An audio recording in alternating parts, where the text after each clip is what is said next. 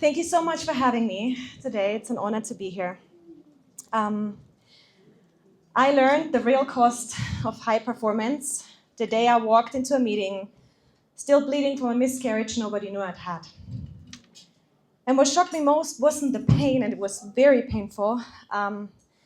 What shocked me was how quickly I swallowed it, how easily I convinced myself that if I pushed through, I was strong. And performing meant that I was fine, and that nothing, not even losing a baby, should disrupt my output. Looking back, what I needed wasn't resilience. I needed a mentor.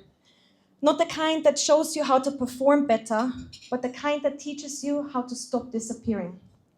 But I didn't have that then. And that moment should have woken me up, but it didn't. I went right back to delivering, achieving, over-functioning.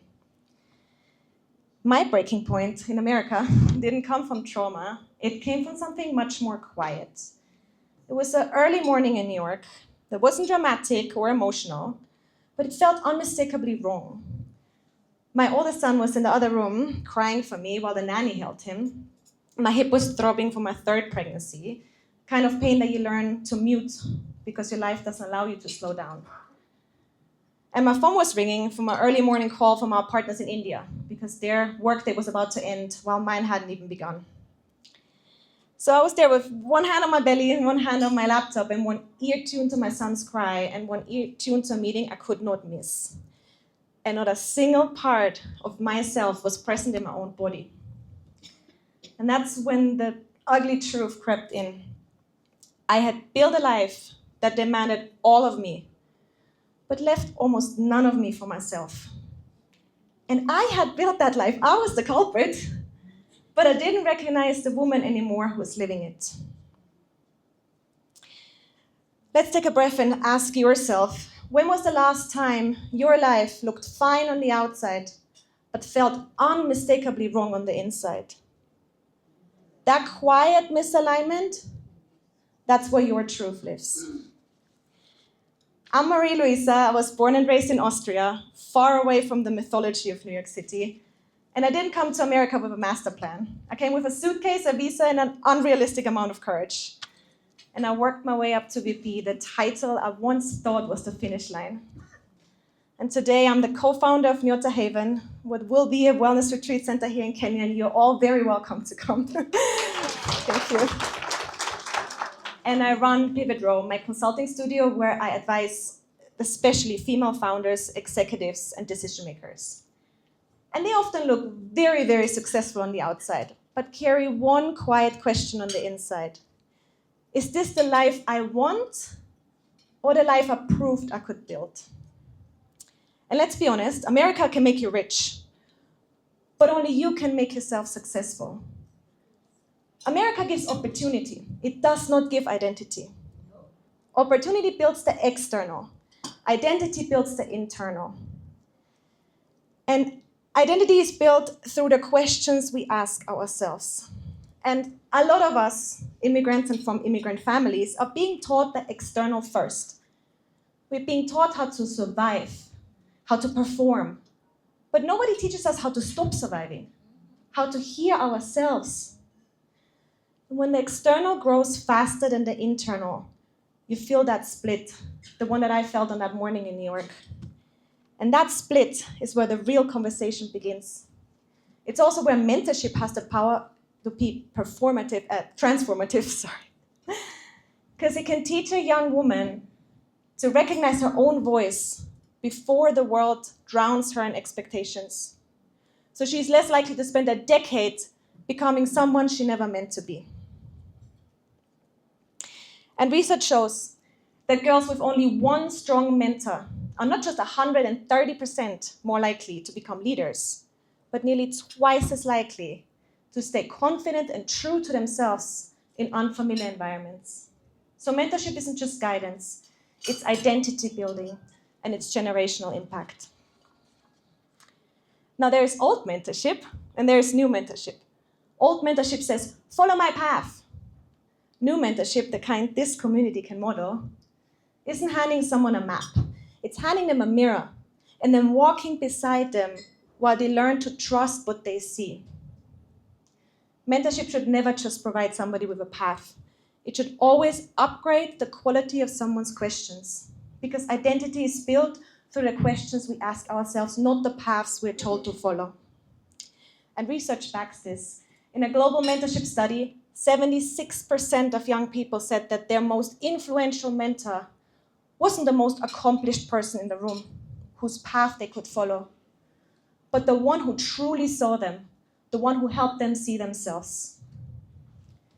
Some of my most influential mentors weren't the ones who told me what to become, but the ones who helped me see myself more clearly. And one very big lesson came from a senior leader whose title I was supposed to want. But watching that constant performing and the pressure and the proving herself in that role made something unmistakably clear to me. I don't just want leadership for the optics or the title. I want leadership that feels right to me. Leadership rooted in my strengths and my values and the future that I want to build. And that moment didn't shrink my ambition. It sharpened it. Because ambition only really works for you if it's aligned with who you truly are. So ask yourself, right now, am I being myself or am I living somebody else's expectations? Identity work begins in moments like this, and mentorship at its core is identity work. In my consulting work, I use a framework I created called I AM. I stands for identity, who you're becoming. A for aspirations, what you want in this season of your life.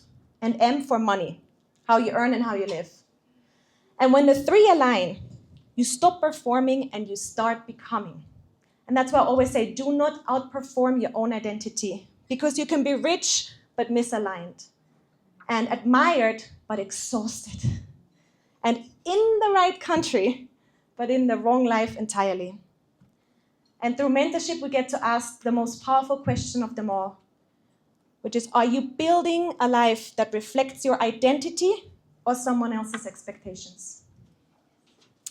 If you want to mentor powerfully or be mentored powerfully, ask these three questions.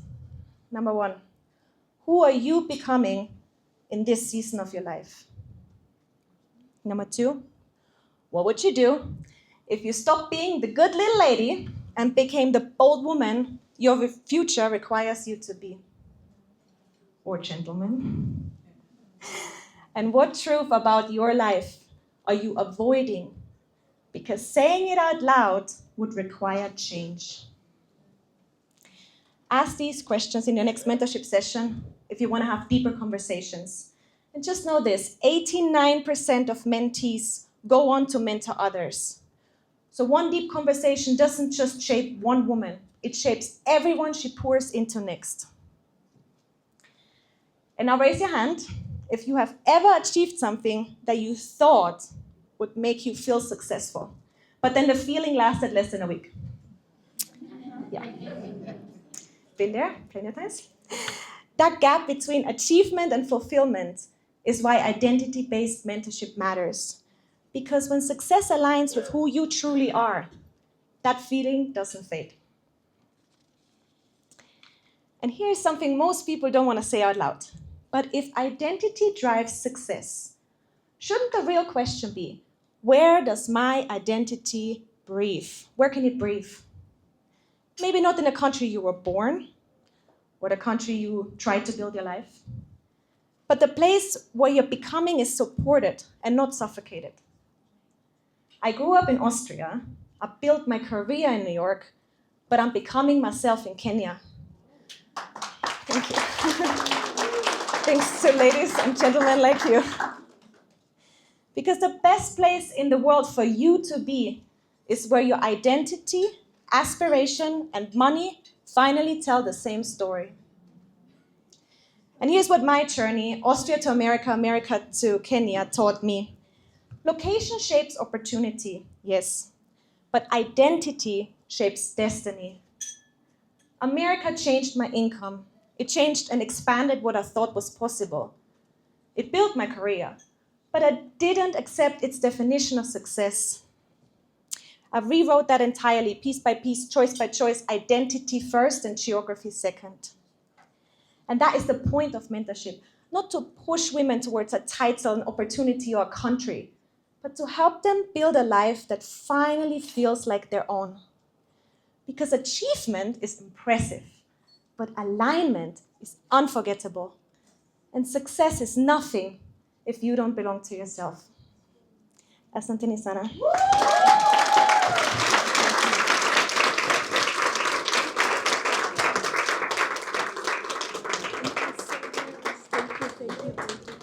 Oh, thank you so much. Thank you. That deserves a standing ovation, ladies. We all need to stand and clap because what she has told us is powerful. Thank you. That was a TED Talk. Yeah. Wow. So a few minutes